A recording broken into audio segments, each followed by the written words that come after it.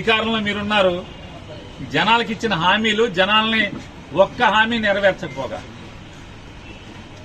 Vizag steel plant ముందు నుంచి ఏం మాట్లాడావు? పాపం వేల మంది కార్మికులు రెక్కాడితే గాని డొక్కాడినటువంటి స్టీల్ ప్లాంట్ ఉక్కు పరిశ్రమ కార్మికులు, వైజాగ్ స్టీల్ కార్మికులు ఏం మాట్లాడావు? నాకు ఒక్క ఎంపీ ఇవ్వండి, పార్లమెంట్ బద్దలు కొట్టేస్తానని చెప్పావు. నాకు అమిత్ షా స్నేహితుడు, మోడీ స్నేహితుడు అని చెప్తావు.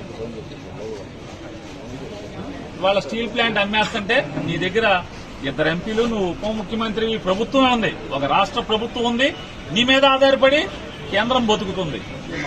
కానీ నువ్వు కానీ